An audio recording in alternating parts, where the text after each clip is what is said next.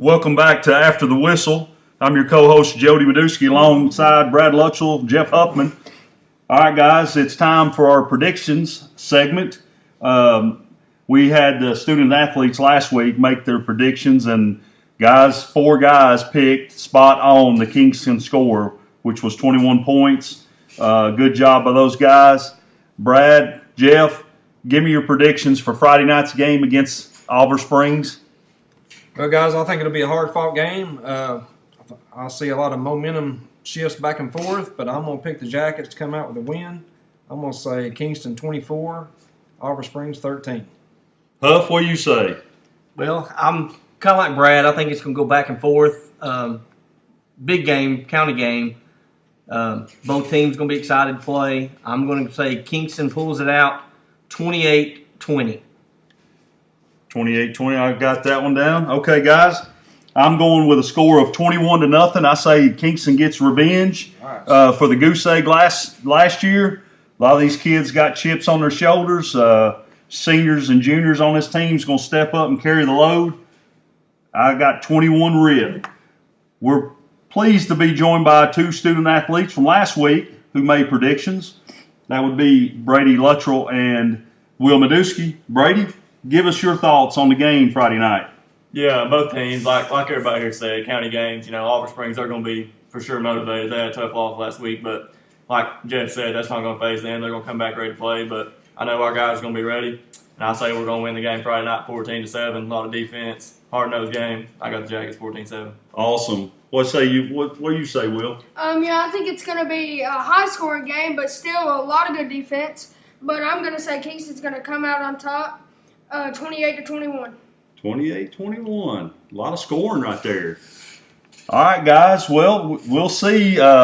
Just a couple of days away from week 2 of the high school football season. Kingston looks to go 2-0 and hand the Bobcats their second loss on the season. So we'll see what happens. We'll be back, and we're going to be talking a little bit of UT football. Yes, sir. Sounds good.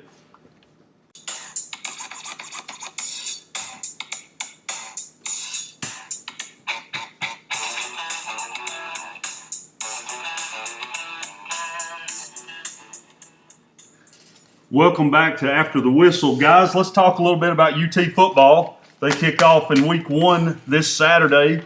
Georgia State comes to town with no chance actually of winning the game, but they'll get a hefty paycheck. 26-point underdogs. Look for Tennessee, man. They've got some experience now. Pruitt's second year in. We got some great news this week leading up to the game on Saturday. And Huff, why don't you tell us a little bit about that? And Brad, you can talk a little bit about the defense. All right. Thanks, Jody. Yeah, as y'all know, football in East Tennessee is big. Can't wait for the season to get started Saturday on Rocky Top. As John Ward used to say, it's football time in Tennessee. 3 more days, Georgia State Panthers come to town. Like you said, Jody, Tennessee, we usually hear the bad news, but finally this week, able to get some good news. Yesterday, defensive tackle Aubrey Solomon, the transfer from Michigan, was declared eligible and will be able to suit up Saturday. That's big for the Vols because defensive line is going to be huge for Tennessee, losing Emmett Gooden, so we're able to put him in there to start. That's big for the Vols. And also today, offensive lineman Trey Smith, he was declared healthy to play Saturday, and he was, suffered last year with the blood clots, so glad that he's healthy enough to play, and that'll be a big boost to the offensive line as well for the Vols this year. 2 big key players that will fit nicely in the mix. We absolutely need them to play. So great news finally comes our way. Brad, you got some news, other news about the team? Yeah, I want to give a shout-out to Trey, first of all. He's went through a lot. Blood clots in your lungs are a very dangerous thing, and he's just fought through it and just gave his all for Tennessee, and now he's going to get to play again, and I know he's glad, and the team's glad, and the coaching staff and the fans and everybody's glad. So just a shout-out to him for sticking with it. But unfortunately, there was some bad news this week, and Bryce Thompson, probably one of the most talented players we've got on our team, one of the best athletes for sure. Got charged with a domestic assault charge, and guys, it seems like Bryce has some issues from his past and present that he has a hard time dealing with, and really, I'd like to see the kid get some help. I've seen somebody post something on BlockWest I thought was a pretty good idea. Just kind of shut him down from football this season, redshirt him, and just let him get the mental help he needs. And but be there for him. Don't just throw him out to the wind. Let him stay with the program and be there for him. But put football on the back burner and just give him the help he needs. What do you think about that, Joe? Yeah, I think that's a great approach. You don't want to just throw him out and just kick him out of the program. Get the guy some help. He's a young kid. He can rebound from this if he can get some good help and come back and still have a couple of productive years. He's a great talent. He's got a bright future, but outside of football, he's got some issues he needs to get worked on and get resolved. And hopefully, if you go that route, you can help this kid a little bit and get back on his feet. Absolutely. All right, Yeah, I guys. agree totally. Appreciate that update. Let's go real quick and give predictions on the game. Like I said earlier, we're 26-point favorites, so look for the scoreboard to be lit up at least on one side, being the big orange. Guys, give me your predictions. Well, Jody, I think it'll be pretty. Don't hold back. It'll be ugly. Yeah, it's going to be bad. I mean, it should be bad. Let's just say that. That's right. I'm going to say Tennessee opens up, scores early and often, 52-10 final. Nice. What about you, Brad? Well, I'm looking for a lot of progress from the UT offense this year, Jody. Garantano, not Garantano, but Garantano.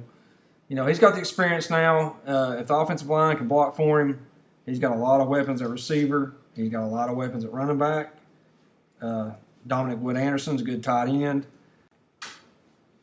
So it all comes down to line play, guys. But I think against Georgia State, Tennessee's going to put up a lot of points. I'm not going to go as high as Huff, but I'm going to say Tennessee 45, Georgia State 13. All right. Guys, I'm going big. It's Pruitt's second year.